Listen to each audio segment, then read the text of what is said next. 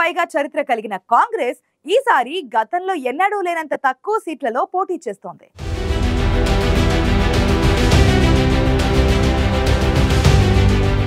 లోక్సభ ఎన్నికల్లో విజయం సాధించడమే లక్ష్యంగా ఏర్పాటైన విపక్ష కూటమిలోని పార్టీలకు చాలా వరకు సీట్లను త్యాగం చేసింది కాంగ్రెస్ పార్టీ.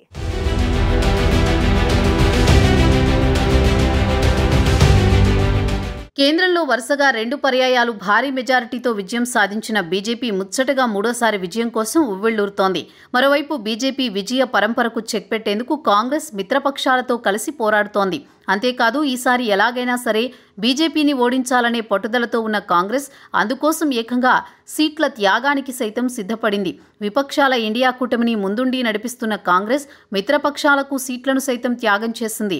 ఒంటరిగా కేంద్రంలో అధికారంలోకి రావడం కష్టమని భావించిన కాంగ్రెస్ తమ మిత్రపక్షాలతో కలిసి ఎలాగైనా అధికారంలోకి రావాలనే సంకల్పంతో ఆయా పార్టీలకు తన సీట్లను త్యాగం చేసి మునుపెన్నడూ లేనంతగా ఈసారి తక్కువ సీట్లలో పోటీ చేస్తోంది. గురూజీ రామ్నారాయణ్ జీ ప్రపంచ ప్రఖ్యాత జ్యోతిష్యులు ఇప్పుడు మన హైదరాబాద్ లో ఎటువంటి సమస్యలకైనా తక్షణ పరిష్కారం చేయబడును. సంప్రదించండి 96651137 9000004357. మిత్రపక్షాలతో కలిసి విపక్షాల ఇండియా కూటమిని ఏర్పాటు చేసిన కాంగ్రెస్ ఈసారి ప్రాంతీయ పార్టీల డిమాండ్లకు తలగ్గి కేవలం 326 సీట్లలోనే తమ పార్టీ అభ్యర్థులను బరిలో నిలిపింది. మొత్తం 543 సీట్లకు గాను కాంగ్రెస్ పోటీ చేస్తోన్న సీట్లు కాకుండా మిగతా 217 సీట్లను మిత్రపక్షాలకు కేటాయించింది. అయితే కాంగ్రెస్ మొత్తం 326 సీట్లలో పోటీ చేస్తుండడం ఇప్పుడు హాట్ టాపిక్ గా మారింది. 2004 లోక్సభ ఎన్నికల్లో 417 సీట్లలో పోటీ చేసింది కాంగ్రెస్. ఇదే ఇప్పటి వరకు అతి తక్కువ సంఖ్యగా ఉండగా ఇప్పుడు అంతకంటే తక్కువ స్థానాల్లో పోటీకి దిగుతోంది. 2004 ఎన్నికలతో పోలిస్తే ఈసారి కాంగ్రెస్ పోటీ చేస్తున్న సీట్ల సంఖ్య 91 తగ్గింది.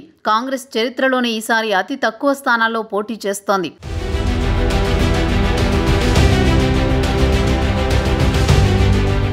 కేంద్రంలో అధికారంలో ఉన్న బీజేపీ ఉత్తరాది రాష్ట్రాల్లో బలంగా ఉండడంతో ఒంటరిగా ఓడించడం సాధ్యం కాదని భావించిన కాంగ్రెస్ మిత్రపక్షాలతో కలిసి పోటీ చేస్తుండడంతో ఈసారి పోటీ రసవత్తరంగా మారింది. ఛత్తీస్గఢ్, పంజాబ్, ఉత్తరాఖండ్, హిమాచల్ ప్రదేశ్, కర్ణాటక, తెలంగాణ, గోవా, అరుణాచల్ ప్రదేశ్, మణిపూర్, మిజోరాం, మేఘాలయ, నాగాలాండ్, సిక్కింతో పాటు 6 కేంద్రపాలిత ప్రాంతాల్లో మాత్రమే పూర్తి స్థానాల్లో పోటీ చేస్తోంది కాంగ్రెస్. మిగిలిన రాష్ట్రాల్లో మిత్రపక్షాలతో కలిసి బరిలోకి దిగుతోంది.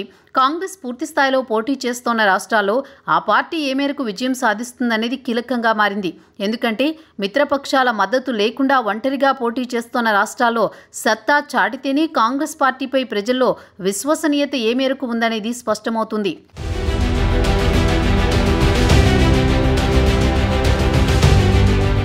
ఉత్తరప్రదేశ్లో మొత్తం 80 లోక్సభ సీట్లు ఉన్నప్పటికీ కాంగ్రెస్ కేవలం 17 సీట్లలో మాత్రమే పోటీ చేస్తోంది.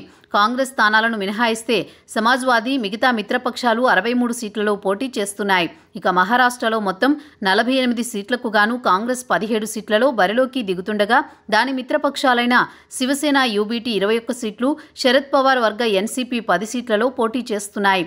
పశ్చిమ బెంగాల్లోని 42 సీట్లకు గాను వామపక్షాలతో కలిసి సీట్లను షేర్ చేసుకుని 13 స్థానాల్లో కాంగ్రెస్ పోటీ చేస్తోంది. బీహార్లోని 40 సీట్లకు గాను 9 స్థానాల్లో పోటీ చేస్తోంది కాంగ్రెస్. ఇక తమిళనాడులోని 39 సీట్లకు గాను 9 స్థానాల్లో కాంగ్రెస్ పోటీ చేస్తోంది. ఈ 5 రాష్ట్రాల్లో 249 స్థానాలకు గాను కేవలం 25% సీట్లలో అంటే 65 స్థానాల్లోనే కాంగ్రెస్ పోటీ చేస్తోంది.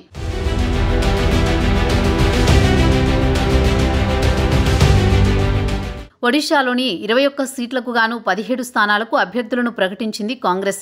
గుజరాత్, హర్యానాలో ఆప్తో సీట్ల సర్దుబాటు చేసుకున్న కాంగ్రెస్ పంజాబ్లో మాత్రం ఒంటరిగానే పోటీ చేస్తోంది. పశ్చిమ బెంగాల్, ఏపీలో వామపక్షాలతో పొత్తులో ఉంది. దేశవ్యాప్తంగా పొత్తులో ఉన్నప్పటికీ కేరళలో మాత్రం లెఫ్ట్ పార్టీలతో హోరాహోరీగా తలపడుతోంది కాంగ్రెస్. కేరళ, తెలంగాణ, కర్ణాటక, హర్యానా, మహారాష్ట్ర, పంజాబ్లో మాత్రమే బీజేపీకి కాంగ్రెస్ గట్టి పోటీ ఇచ్చే అవకాశం ఉందనే అభిప్రాయాలు వ్యక్తమవుతున్నాయి. యూపీ, బీహార్, రాజస్థాన్, మధ్యప్రదేశ్, గుజరాత్, ఛత్తీస్గఢ్, జార్ఖండ్లలో కాంగ్రెస్ విపక్ష కూటమి పెద్దగా బలంగా లేదనేది రాజకీయ విశ్లేషకుల అభిప్రాయం. ఈశాన్య రాష్ట్రాల్లో 25 సీట్లలో కూడా కాంగ్రెస్ పరిస్థితి అంతంత మాత్రంగానే ఉందనే అభిప్రాయాలు వ్యక్తమవుతున్నాయి.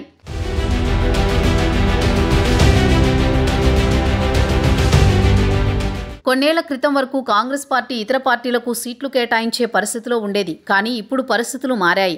మిత్రపక్షాలే పలు రాష్ట్రాల్లో కాంగ్రెస్కు సీట్లను కేటాయిస్తున్నాయి. అంతేకాదు ఈసారి కాంగ్రెస్ పార్టీ భారీ సంఖ్యలో సీట్లను త్యాగం చేయాల్సి వచ్చింది.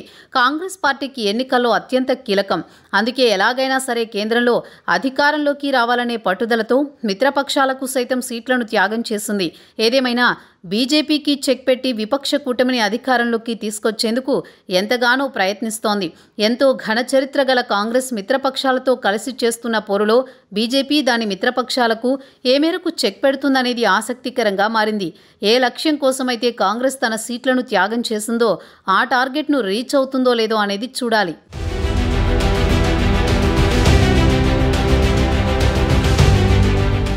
బీజేపీని ఒంటరిగా ఢీకొనడం సాధ్యం కాదని భావించిన కాంగ్రెస్ మిత్రపక్షాలతో కలిసి ఎదుర్కొంటోంది. అందులో భాగంగానే చాలా సీట్లను మిత్రపక్షాల కోసం త్యాగం చేయాల్సి రావడంతో ఈసారి ఎన్నికల్లో గతంలో కంటే తక్కువ స్థానాల్లో పోటీ చేస్తోంది.